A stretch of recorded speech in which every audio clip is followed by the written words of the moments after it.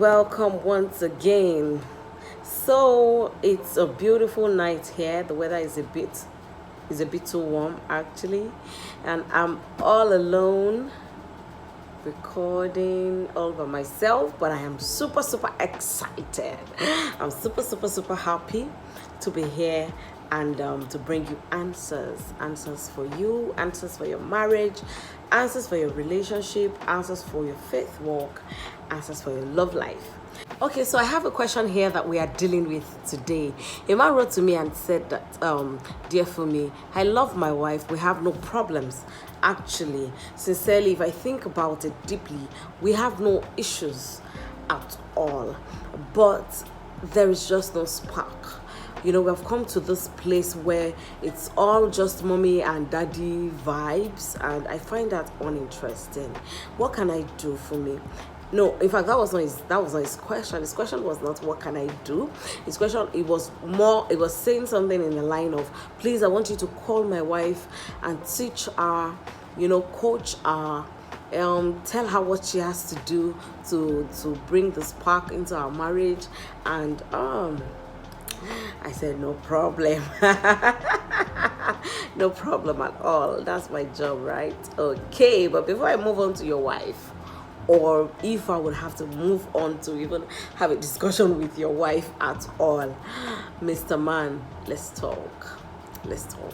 So the thing with marriage is, and even relationships, even long relationships, if you don't do what you have to do, if you don't play your part, the marriage is going to get boring.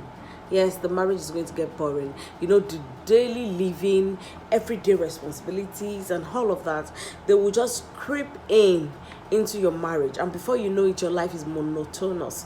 Wake up, make breakfast, serve breakfast. If kids are involved, take care of Junior, bathe this one, serve them food, force them to eat, trying to teach them social values, financial values, purity, God, and then you are working outside the home, right?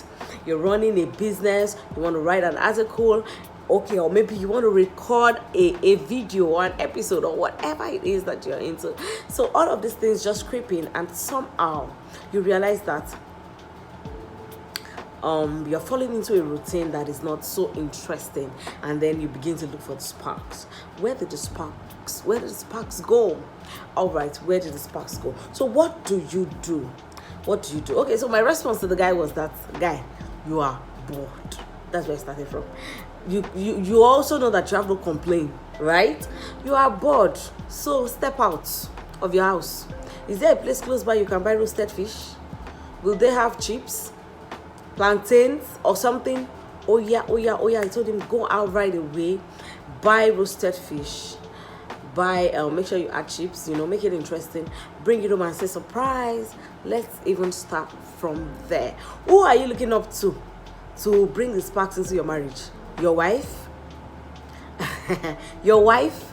Sincerely, your wife may not, there are two ways about it. Your wife may not even notice that there is no spark. She may be busier than you. Yes, she may be busier than you. So the things you are complaining about, your wife could possibly not have noticed them. If you're a woman and you're complaining, you are the one complaining, your husband could possibly not have noticed. It's possible that your partner has a lot of other things on their minds that they are dealing with. It is possible that their needs are way different from yours, and their own needs are being met in that marriage. So if you are the one that has noticed that there is no spark, if you are the one that has noticed that, okay, things have become monotonous and you are not enjoying your marriage the way you want to, the way you expect to, then take responsibility. Yes, take responsibility and decide to do something about it by yourself first. So, roasted fish to the rescue. Go get some roasted fish. Something to twist things or to tweak things a little bit. Something out of the norm. Something that you don't usually do. Introduce it. Do you understand? Yep. So introduce something that you don't usually do. Boredom can set in any relationship if you are not actually investing in romance, if you are not fanning the flames of romance, if you are not doing something. the relationship doesn't just continue to be interesting and fun and awesome all by itself. It takes investment, and so you have to get up and do the job, right? So what can you do? What can you do quickly? What can you do? When I meet couples, one of the fastest ways to reignite love and passion, hot passion, hey, to reignite love and reignite the passion, bring the romance back to life, is asking them. I do this a lot. I ask them to talk about when they met each other and began, and fell in love with each other and then started a relationship, and how it now graduated into marriage. It works like magic. It works like magic. So they begin to tell the story. Somebody starts and says, oh my goodness, that year I was 21 and we were on campus, or we met at a camp, Camp David or Camp whatever, all of those places. And then they begin to tell the story. I keep quiet, enjoy the story, and I watch their faces actually change. In a situation where the both of them are together, oh my goodness, you could almost see the warmth, the love, the romance. You could almost see it visibly growing and taking over the atmosphere. I want you to take advantage of that simple arc. I want you to take advantage of that very simple arc. Call your partner and talk to them about when you guys first met. So, when did you share your first kiss? What was it like when you went to meet his parents for the first time? When you met their siblings for the first time? What were the things you talked about around the time you met and fell in love? Yes, what was raining then? What songs did you dance to? Play those songs again. Dance to them. Talk about those things. Just sit down. Create time, sit down, talk about those things. Reminisce about them. And then just watch the romance find its way back into your relationship. So are you going to do that? Yes, I still do that sometimes because it's amazing. Do you remember those days when we take long walks at night? Do you remember those days when we went to Eden? My fiancé, now husband, my then fiancé, now husband, we would take a walk to a particular club. It's a book club, and they had a little space on Obafemi Awolowo University campus back then, Eden, and then we go to read. We are both readers, we love to read. And so we go there, he picks a book, I pick a book. And we read maybe 50 pages or 40 pages of the books we picked. Then we leave after an hour or an hour and a half, take a walk again, and oh my goodness, all those times are very interesting, really.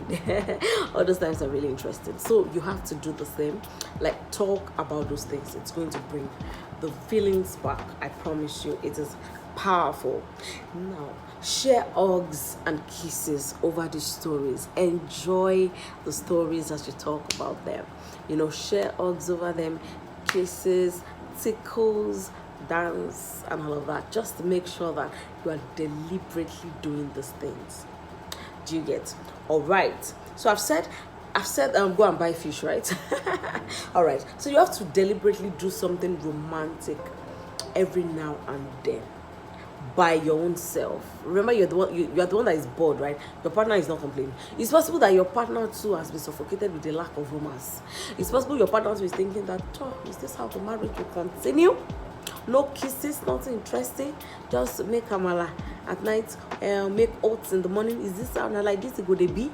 It's possible they are also having those feelings, but we don't know. So I'm talking to the partner that has those feelings.